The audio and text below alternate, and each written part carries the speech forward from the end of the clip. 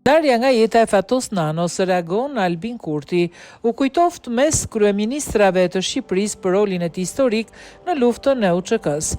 Kryeministri i Kosovës Albin Kurti ka reaguar lidhur me ndarjen nga jeta të Fatos Nanos, teksa e ka cilësuar si figurë të rëndësishme për rolin e tij në luftën e ushtrisë çlirimtare të Kosovës. Reagimi i Albin Kurtit: kur e mora lajmin për vdekjen e Fatos Nanos, më erdhën në mendje kujtime nga 2 takimet që i kam patur me të. Hera e parë në fillim të vitit 2002, disa muaj pasi kisha dalë nga burgu në Serbi, ku isha mbajtur si rob lufte bashkë me mbi 2000 shqiptar të tjerë.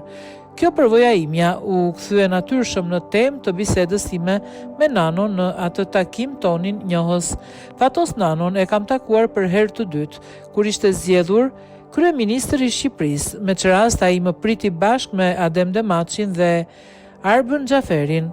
Nga atëherë më kanë ngelur të pashqitshme nga kujtesa bisedat e tij, plot pasion për politikën dhe Bacin Adem, simbolin e rezistencës tonë, dhe me Arbën Xhaferin, liderin politik aq origjinal.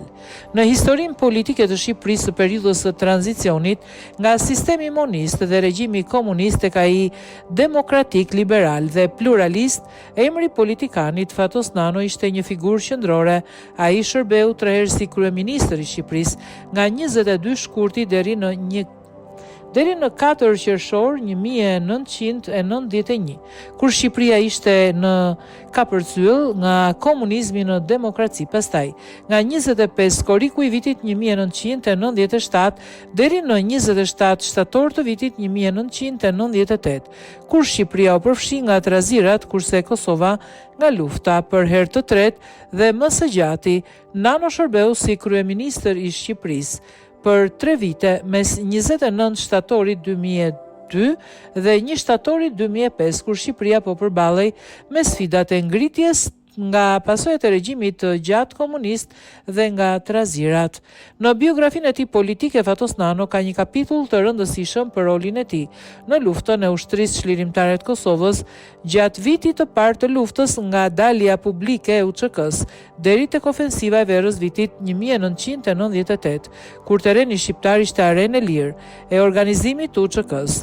Historia moderne e shtetit shqiptar dhe historia politike e Shqipërisë dhe Kosovës do të kenë të dendur emrin e tij mes emrave të politikanëve shqiptar të viteve 90 dhe fillim shekullit 21. Ngushëllim e familjes Nano, bashkëpunëtorëve dhe bashkëpartiakëve të Fatos Nano, si dhe miqve dhe të afërmit të tij. U kujtoft mes kryeministrave të Shqipërisë për rolin e tij historik.